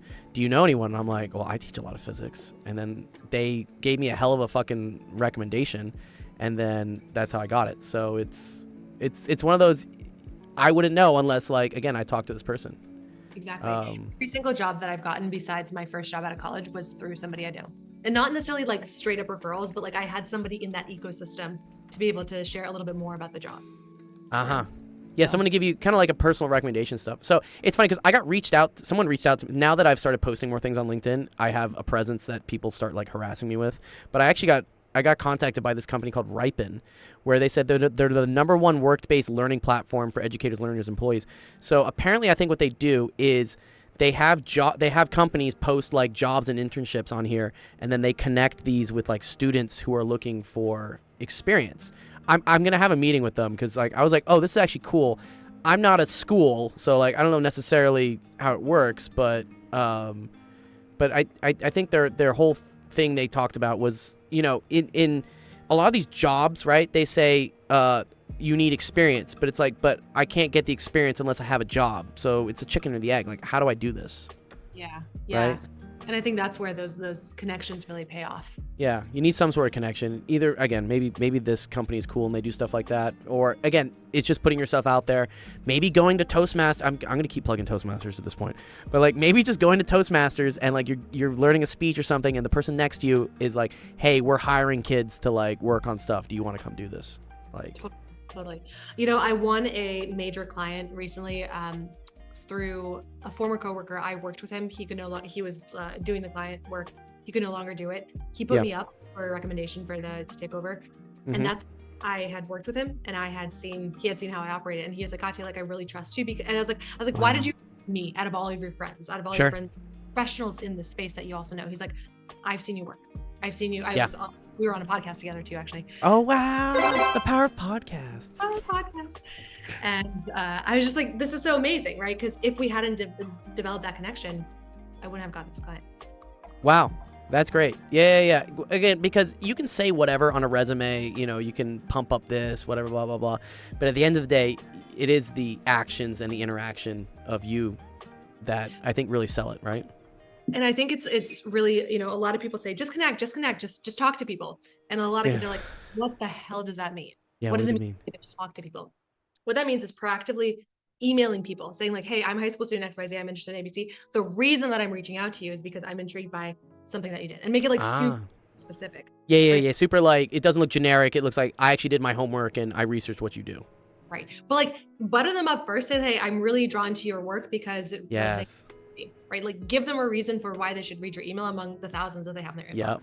You know what I always say my title is? Ask for advice. Be like, my title anytime, and this was my hack in college, if I ever wanted to like get a lab position or a job or something, I would send an email to that person, like the hiring director or the lab manager, and I'd be like, hey, I'm looking for some advice on like what you think about like if I wanted to get something like this, because everybody loves to give advice. They want to feel important. So that, again, they want to feel seen, heard, loved, and, you know. Yes. Networking skills. Yes. Yep. That's what the kids are saying. One of them says like, this makes me want to transition to a physical school and do in-person learning. Because I bet this person's doing a lot of online learning. Yeah. Right. That's probably a really good idea. That's a really good idea. Yeah. Go. I always thought about this like with homeschooled kids. I'm just like, what? So much of my development as a person was because I interacted with other humans. I also make this argument with the whole college thing, because yes, the first 2 years of undergrad college are probably largely bullshit and could be done at a community college for much cheaper and probably an even better education, because you're not 300 kids in a lecture hall, it's you and like 30. Like, you would get a much better education. However, my first 2 years of college were, from a social development point of view, were absolutely invaluable. I became the person I am because of those first 2 years. Really? And it's because like you're forced out into the world to be like, you got to do your fucking laundry. You got to do, oh, we have a cat. What's that little floofer? Floof. What's up, Floof? He's cute. But yeah, I say the social development of having to be an adult and thrown out there and having to interact with other kids that do not come from your town, do not come from your background, don't even look like you, whatever. That is invaluable. I think everyone should do that. Yeah. I think it brings an important point in the realm of like kids development these days, and like, high school, college age development, is that a lot of the things that resumes, college apps, whatever, place value on is one dimensional. It's like, Yeah. can you do well, and can you do well in school? Can you do well in extracurriculars? Yeah. I wish there was a part of the application that's like, what is your social development like? Like, yeah. Show me your Instagram. right. Or I'm against Instagram, but yeah, it's like, Yeah. do you feel nourished by your Yeah. relationships? And if some of us don't have as many or as high quality of friendships that we would like yet, like, Yeah. can you find peace within yourself? I know this Oh, sounds I like like that. whatever, but like, Can you what build is the garden in order for it to flourish? Like, do you have the bedrock there? Yeah. exactly. And that's so fundamental. We And should have learn- more interviews, I guess, for colleges, but it's probably a manpower problem, right? They have so many thousands and thousands of applicants. How do you like set up interviews with everyone? Oh yeah, I interviewed at Duke because my father went and did like some sort of graduate program at Duke, and it's like, Okay. I'm a shoe-in. I applied to 3 in-state schools, 2 out-of-state schools, and Duke was out of state. And I like had this interview at this person's house for college admissions. It was like so good. It was just like flowing out, super connected. And then I didn't get in. Like, I was floored. I was Oh like, my God, no. I hope it doesn't sound bad, but like with my 4.32 GPA, with Yeah. my like, perfect record out of high school, how did I get in? Do you know why? Do you know why you got in, or do you have a suspicion now, looking back, why you didn't get in? There were a lot of people the year and the time that I was applying. There's a lot of people applying from out of state into Duke. Oh, they just weren't taking out of state people at that point, probably. Yeah, I think the acceptance percentage for out of state was something like between 10 to 20%. Okay. So, and it's Duke. Yeah. So, yeah. And I didn't get into UNC Chapel Hill for the same reason. Oh, interesting. I was born at Chapel Hill. No kidding. Yeah. That's again, nothing's a coincidence anymore. That's okay. Yeah. But I got into all of my 3 state schools. Oh, good. Yeah. There you go. Yeah. And you got in stuff there, and you kept going. Here, let's go to the next question, because I know we both got to go to dinner eventually. What would your feedback be to a student who aims to achieve everything in their academic career, and in doing so misses out on understanding themselves through physical activities or more? Okay, so I think he's basically saying like the kid who becomes a super nerd to just get the perfect SAT score, but misses out on their childhood. Yeah. The first thing that comes to mind is if you are able to, in any way, to have a more expanded path, please take it. And this is coming from, again, I want to hedge this by saying this is coming from someone who was very, very similar. Like, straight A's are not okay, right? Right. Like, I poured all of my stuff into academics. Yeah. I also went to a high school that made it, we didn't really have cliques because everybody was like a nerd. Like, we're all part of the same clique here. Exactly. So I didn't feel that social pressure. There were no jocks at your school. We had jocks, but they were also like, straight A students in physics. Yeah. And I wish I went to more parties. I wish I took risks. Towards the end of high school, I did. But it was a more comprehensive, more holistic lifestyle that I wish I had. Would I change my experience? We can't change our experience. No, right. If there's any way that you can lean 10% out of academics and 10% more into the social development, whatever that looks like for you. Yeah. It's, being outside, like truly connecting with people who are older, people who are younger. Please do it. Because of things like, truly, I wish I could hear this when I was in high We school. always wish we could talk to our past selves, right? Take yourselves out for coffee. That trend, that's happening right now. And I probably wouldn't have listened to it because I'm like, no, like academics are Yeah, super. exactly. You'd be like, nah, you're dumb. Like, No. please listen to people who have also, you do what you want. But if you want to listen to people who've gone through it and just had more fun. Yeah. We're Like, go all- play. Yeah. Yeah, So go play, be a kid, have fun. And there's still time. I say that I didn't go to any parties, I didn't drink, I didn't do anything in high school. I was such a squeaky clean kid. me too. And then I got to college and I was able to my wings came out, and I'm glad I got that, because that turned me into the person I am now. So I was like, cool. So I'm actually kind of glad I didn't party in high school, because it made me get good enough grades to kind of give me the momentum to go through college and be like, oh, I'm smart, so it's okay. So now I can go have more fun. Exactly. Yeah. Lock For in me- now or clock in later. Exactly. My high school experience was harder than my college experience in terms of academics. So Yeah. I was fortunate about that, right? Because I could do college pretty well, but at what cost? At what cost? I lost my childhood. Yeah. Nice. Okay. Next question. Equity. Let's see. How do injuries affect the mind? When athletes get injured and return to play again, they aren't like their former selves. Why is that? I can think like concussions from like football people. Is it because their mind is holding them back due to fear, or because they physically are not able to be the same person and do the things they could before? Maybe did you get injured as a gymnastics person? Probably, yeah. Oh yeah, 2 days before districts in 10th grade and for gymnastics. Like districts is, all the different schools come together. Yeah. Mm-hmm. I was at the final practice before districts, and I told my coach, I was like, Coach, the mat for this landing area for me to do these tricks is too soft. If a mat is too soft, you're liable to twist or not land. And he's like, it's fine. I'm like, no, it's really not. He's like, it's fine.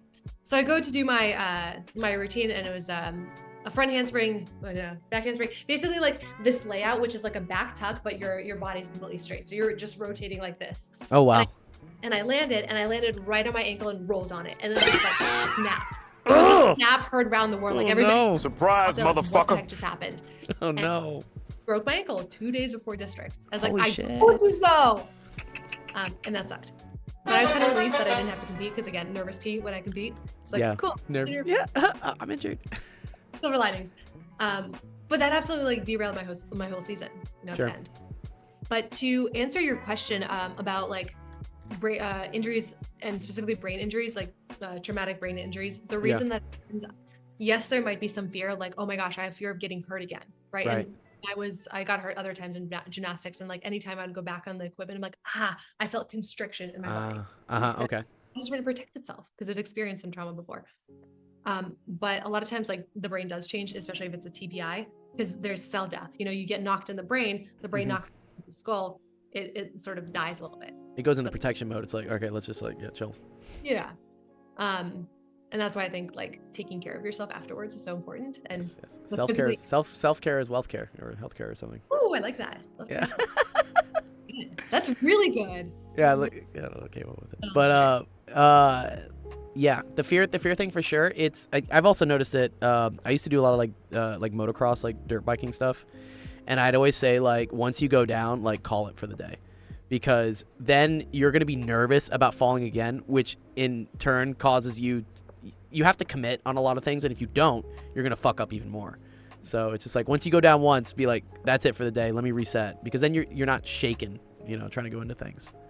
I never heard that, because my philosophy, especially when it came to sports, was like, if you go down, get back up and keep going or try again. Yeah, keep going. Yeah. And like, I think both philosophies have their they have their merits in different situations. With high speed motorsports, I would say like, yeah, chill. Exactly. But if it's like in football, you got down, yeah, get back up. You'll be fine. Right. All right, let's see. He had another question. Okay. How does the mind affect the performance of an athlete? Does visualization actually work? Okay. How do you build unbreakable confidence? I mean, actually, it's funny. Oh, I guess you did. Did you put in your bio that you're an athlete? I might Do you have. remember?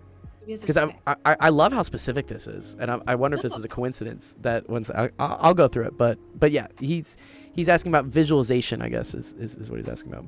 Yeah, the short answer is yes, and let me tell you why. Uh-huh. There was a study that keeps getting said in like personal growth and development circles that there were two groups of basketball players. One group practiced their basketball skills, their drills, and then they were rated on like how well they played basketball. Uh-huh. Another group did not practice, but they visualized themselves, slamming dunks, doing all this, being like wonderful players. When it came time to test the two groups on their skills afterwards, one group again is just doing the drills, the second group is doing no drills and visualization. The group who did visualization only, actually better. Oh, wow. Physically practiced. Oh, man. Which is insane, right? You'd think that we want the muscle memory, we want the repetition. Yeah. My sort of, and again, I read the study, there have been other like slight variations of the study and the way that it's told, but my synthesis or the sort of advice that I would share is yes, absolutely. Please practice. You need the muscle memory, right? Or whatever. But visualize the hell out of your success. Whenever I go on stage, I actually visualize myself like performing, going through like where I am. And beforehand? Yeah. Oh yeah. I do that visualization practice. If I remember, sometimes I forget. It's like, oh, that was good. But the reason this works is because when we visualize, when we see things in our mind's eye, it actually activates the same neural pathways, the same neurons And it's familiar. It's familiar. So then it's kind of like muscle memory because we've already run through it in our heads. Oh, okay. And that also can work backwards if we visualize all the bad things or ruminate on all the bad Oh, things. yeah. We get entrenched, right? And we get sad and all these things. Energy flows where attention goes. Yeah. Exactly. Wow. So visualization, that's a really good way to build leadership. Like imagine the best life that you can have. Mhm. What are you doing? Who do you wake up next to? What does your home look like? What are you like physically doing between the hours of waking up and going to sleep? Yeah. Like really root into that visualization. Like take yourself day by day and see what pops up. Right? And then see okay. what resonates about this. And then what do I need in order to get back to? It's kind of like the working backwards part, right? I guess you were saying like my 111-year-old self, or and then like, what did I need to get there? You know. Exactly. Do you have a vision board? Do you do this like vision board stuff? Oh, I do. I'll actually show you here. Yes. Give me two nice. shits. I have a vision board, and then I have a vision list of like the things that I'm calling in. A vision list as well. Okay, this is fun. Yes. So this is and this is like from magazines. So you know, it's found visions. I don't know if you can Okay, see let's see. Oh, very cool. I'll read it. It's like, yeah, seek, explore, discover, be you. And then, the background detection is getting. I see it. Oh, okay, cool. And these are magazine clippings. Where did you get these from? Literally, I get like subscriptions from my former neighbors who used to live here, and I still get magazines from them. And wow. And you just go through them and you're like, I fucking love this. Yeah, exactly. And then I have a list of things that like, it's literally like a list of things that I'm calling in for 2025. And it's about, I don't know, 30 items long. Okay. What are the 5 most important ones on there to you? Ooh, that's a good question. Let me. Yeah. See, you've opened up a portal to content here. So much portal. Let's see. There is movement as medicine, dance as expression, daily treasure hunting. I did a TEDx. You talked about this in your. I want to go over this. This treasure hunting you talk about, and how like things aren't supposed to be easy, right? But yes. Okay. Daily treasure hunting. This one's a really interesting one for me to say out loud. Being so in love with myself and my life. Oh, okay. I love that. Right? Because like that never would have been on a vision board years ago. Right. Now it is. And then love, peace, letting it be easy, alignment, non-attachment, deliberate action, food as medicine. And then I have like, work goals like food is, that's a good one. Okay. Private clients, like is there no live, love, laugh in there? Live, laugh, love, laugh, live. That was like 2010? You can't say you're from LA unless it's live, laugh, love. Honestly, live, laugh, laugh. I had it was kind of I sometimes have like dark humor, but I was at like a friend's funeral or something, and they said the theme of it was live, laugh, love, and I was like, excuse me, we need to stop.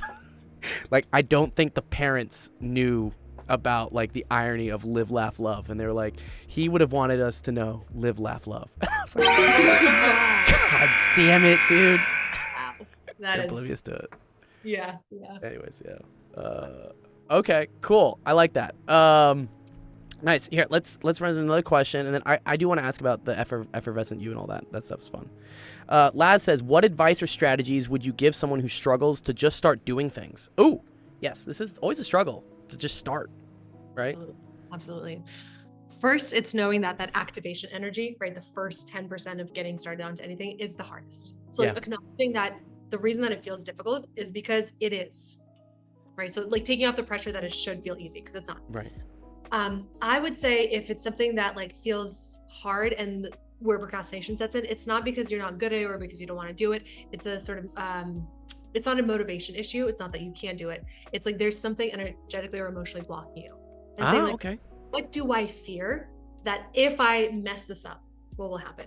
Often it's around fear. And oftentimes it's rooted in perfectionism. Like I can't get started on it because I expect it to be perfect, or I expect it. Or I'm afraid of, I say you got to suck at things to get good at things. It's okay. Absolutely. And I experience this too, right? Like I say, as much as I teach this, as much as I coach this to hundreds of people, like it's still hard for me too.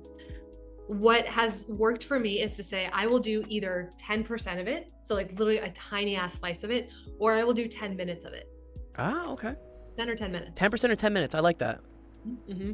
And it can be like 5% or 5 minutes, right? It doesn't have to be 10. It can be. Does it work with the dishes? Like can I just do the forks? Totally. right? I mean, because then you have the momentum. The goal is to build the Yeah. momentum for behavior. Once I start like washing the forks, I'm gonna wash the plates. I'm like, we're here. Let's do it. We're here. We're now. There's a saying about dental hygiene. It says, "Floss only the teeth you want to keep." Ooh, okay. Okay, so that really Yeah. helps You're my just like, okay, I'm gonna do all of them. yeah, exactly. Oh man, that's good. I like that, the 10% or the 10 minutes. Put a timer, right? Like literally setting a timer. Yeah, and I think what'll happen is once you get into the first 10 minutes, you'll be like, oh, I actually want to stay here. Like, this is okay. I can keep doing this. Exactly. But I do it too. Like, I tend to kind of avoid. I do this a lot with messages. When someone like sends me a message or an email or a text or something, I like don't want to open it because I'm afraid of.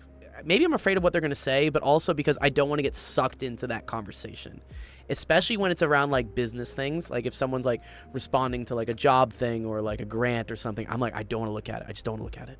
Exactly. And so what do you do, Gio? How do you get through that? Oh, I eventually fucking look at it.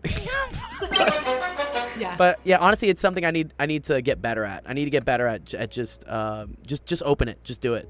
Because sometimes I'll open it and be like, oh, it wasn't that bad. Or, oh, this was actually good news. Or, oh, I should have responded to this sooner, actually. And so I'm starting to train myself to be like, just open it. It's okay. Yeah. I have those experiences too, like literally to this day. And I batch process my text messages and my emails, or I try to. And so You're like, end of day. It's like 4 o'clock. We're going to go through all the texts. I mean, I literally I sit down with my keyboard and I reply to messages on my computer because like there's just like too much stuff here. And Oh, yeah. So especially you're in the client world. You're in the hustle. Like you're texting people constantly. Yeah, your phone's probably a mess. I don't know how that guy got through to get you a Valentine's Day. Like he had to fight for a lot of stuff there. Oh my god, he's waiting on a response from me. I'm like, I'll get to it eventually. Yeah, he's like, oh, she's ignoring me. No. Is this thing on? It's like 14 hours. Wait till he finds your Calendly, then he'll find a way to get your time. He'll be like, okay, I'll just book 30 minutes with you. Honestly, I have sent Calendlys to not to friends because I try to communicate, but like yeah, you try to not be too corporate to friends. Yeah, but I'm like, if it would be helpful, here's my scheduling link. Like, oh my god, because I don't have anything open. Anything. Wow. I'm like actually busy. You can see it visually on the calendar. That's fucking great. Yeah, it works. Okay, here we go. Half Alpha says, have you explored Scandinavian happiness and contentment in specific? Scandinavians tend to experience less euphoria, eudaimonia versus hedonia, Plato, and more general contentment from strong welfare systems. If so, is there anything that makes it exceptional? And if so, is it anything in particular like Higgy? This is a very, very detailed question. I loved that question when you read it and when I read it earlier. It is a very detailed question. Have I explored it? Yes. So I read the little book of, I think it's like Higo or something. I don't know how to pronounce it. Higgy something. Yeah. I've never even heard of these words, but go on. Content feeling that comes from comfort and conviviality. Picnics in the park, barbecue with friends. Okay, so it's just like feel good shit. Mm-hmm. Okay. It's like a little candle or a bubble bath. Higgy. It's really good. Informal time with friends. That's cool. Okay, go on. There is the concept. I really love that they brought.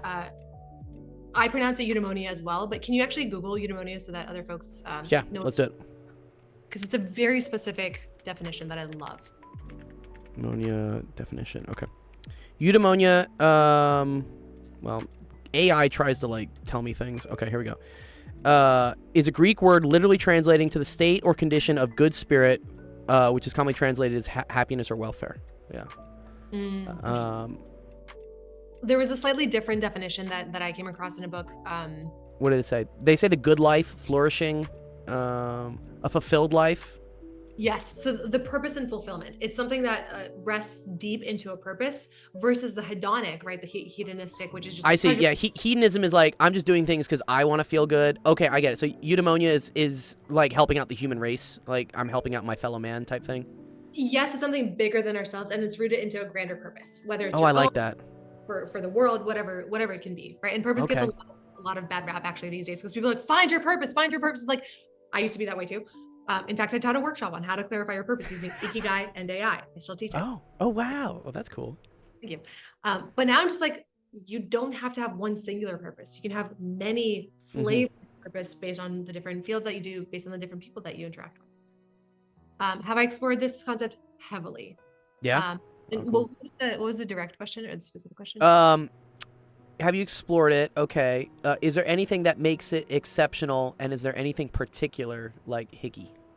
Yeah. He mentions like more general contentment from strong welfare systems. I guess because these Scandinavian they have high taxes, right? But a lot of support. Yeah, I mean, like, do I wish that I lived in one of those countries? Yeah, months for sure, and have the sort of healthcare taken care of. And we live here, and I feel very fortunate. Yeah, actually, this is a thing I've actually thought about this too, right? The American dream and stuff. Like we as Americans are very exceptional in doing certain things, right? I mean, we are kind of like, or I hope we still are, you know, like big boss man number one, but we are probably the most unhappy because we sacrifice a lot of like mental health stuff in order to get the excellence that makes us us, you know, versus, yeah, I'm sure Norway and Denmark, not as like crazy with innovations and stuff and whatnot, but they're way happier. So like, what's the point in life? Is it to, you know, keep trying to create the next, you know, whatever, the next, I won't say the next Facebook, but you know, like the next like huge advancement in society, or is it about spending time with your friends and just enjoying life? It's a balance. Gio and friends, are you familiar with the top five regrets of dying? No. Okay, it's a Wow, the top five. it's a book that was written by like a palliative care nurse, I believe, something like that. And there's also like a lot of research on it. The thing that people say that they regret most. I wish I'd had the courage to live a true life true to myself, not the life expected of me. Wow. Okay, I fucking love that. This is important. I wish I hadn't worked so hard.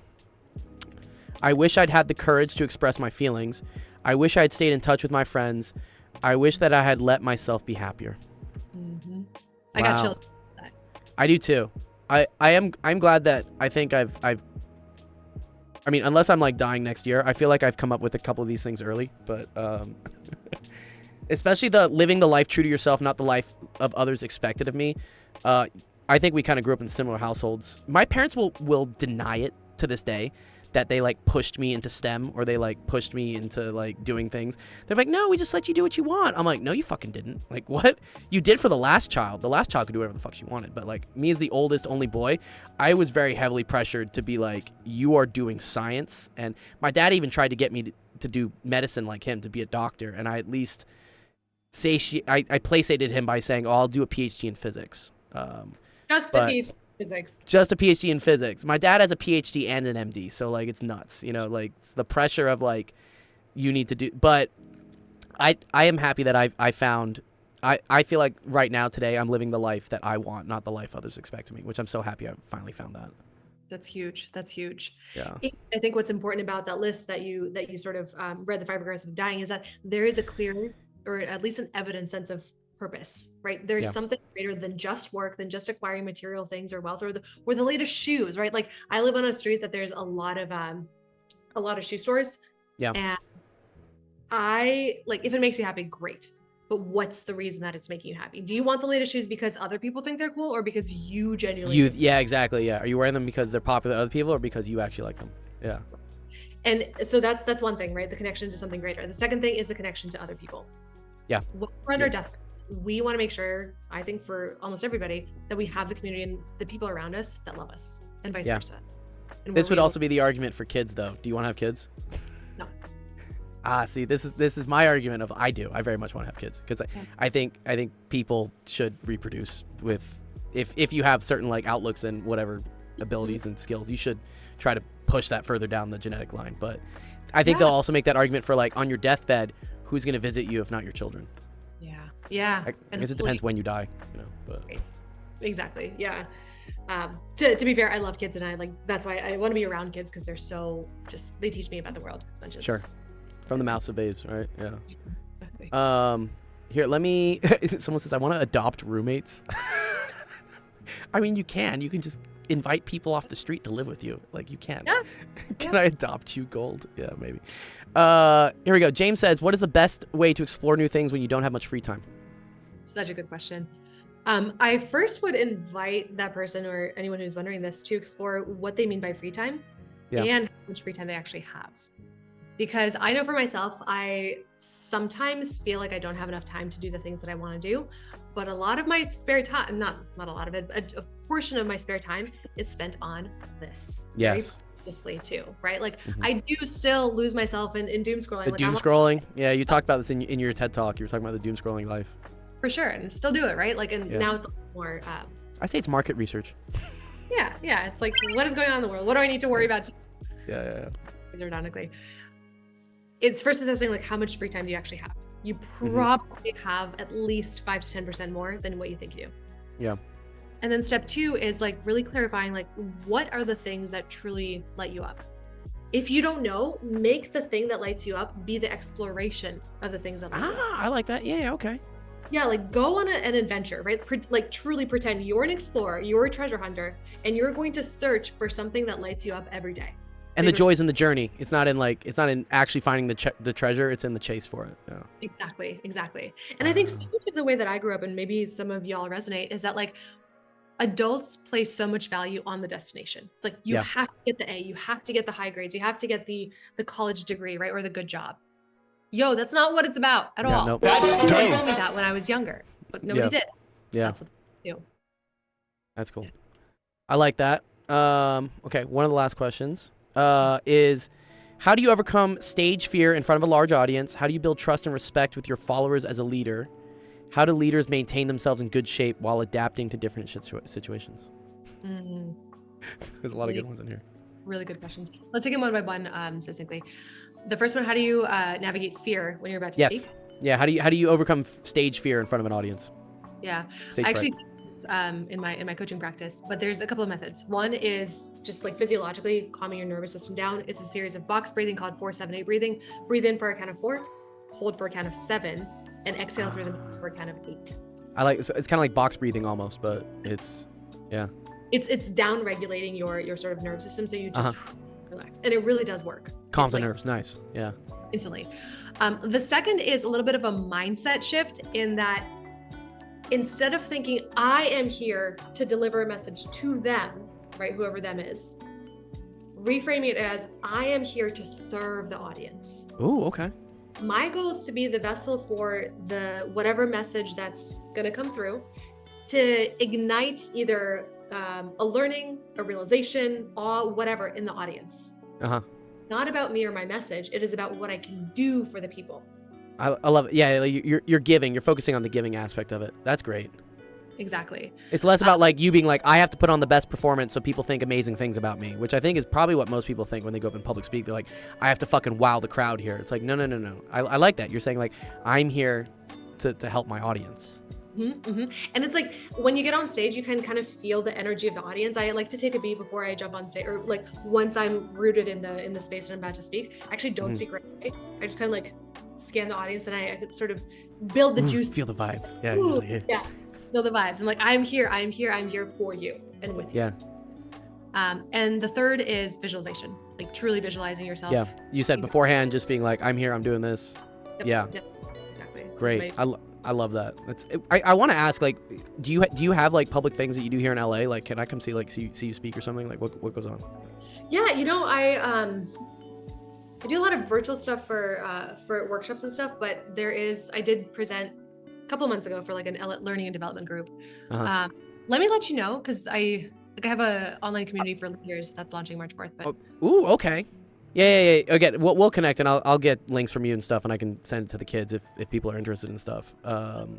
Because you have a lot of cool things to say, which I think more people should hear. Thank you.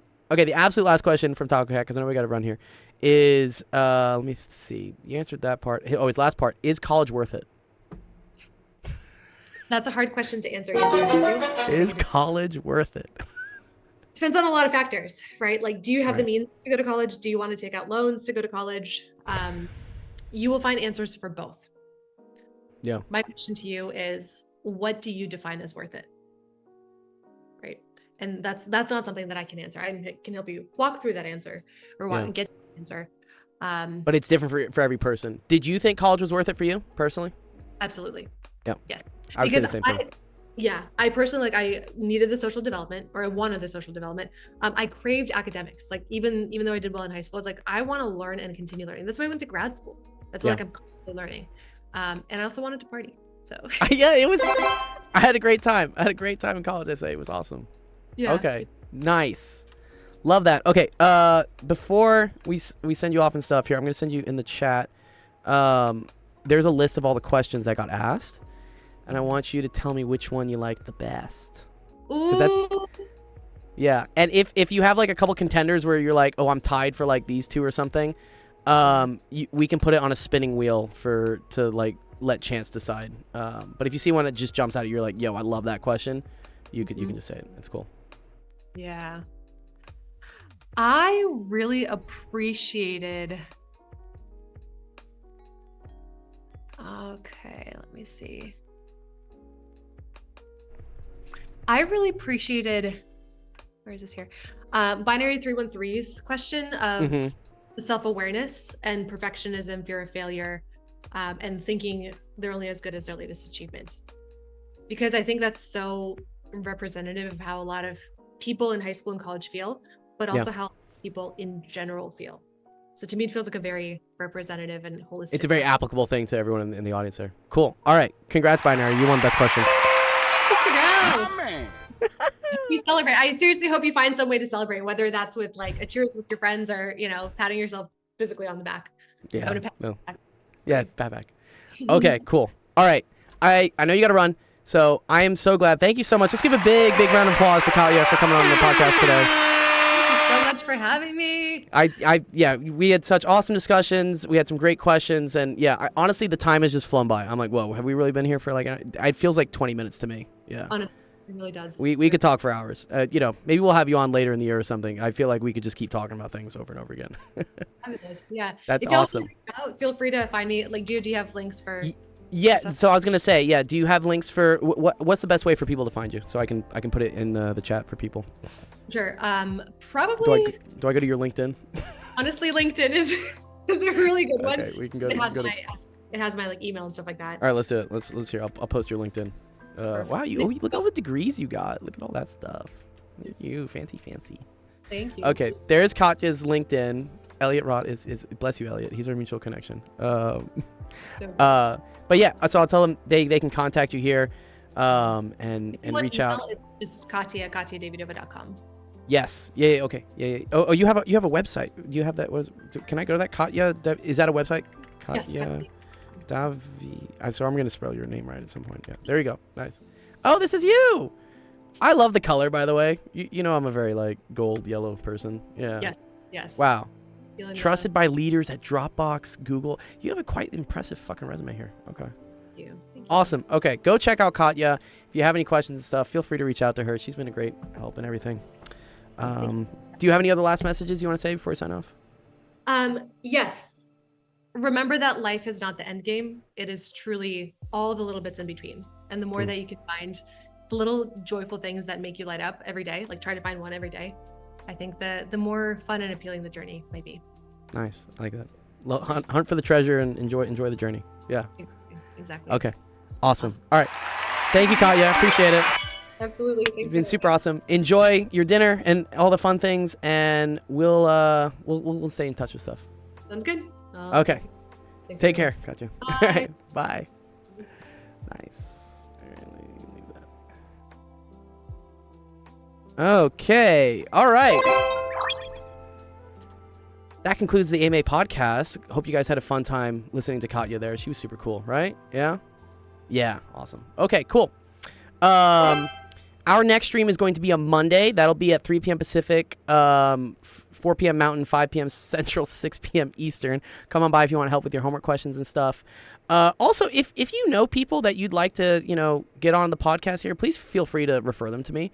We have a Google form that we use. Here we go. I think it's podcast.actual.education. Let me see if that link works. Or it's podcast. Yes, here it is. Yeah. So we have a page. If people want to send this to anyone, they can apply to come onto our podcast here. So and I always say to people, you don't have to be some super famous whatever. Like, just having the journey that you've gone through is probably super valuable for our middle school and high school student audience to just ask questions and learn from. So, okay. That being said, I gotta run to a dinner as well, so I'm gonna have us go raid someone. Let's see who's on this fine Friday evening. We got someone with astronomy. Oh, we got my DJ friends. Someone playing Valorant. Wow, everyone's having a fun time here. Okay. Okay, here we'll go raid Astronomy Show. Go say hi to our friend of Astronomy Show. He talks about what looks like some really cool stuff going on. I like the colors here, but otherwise, awesome. All right, thank you everyone for coming. Really appreciated the questions, the discussion. We will see you guys on Monday. Enjoy the weekend. Enjoy your Friday. Peace out. Is this it here?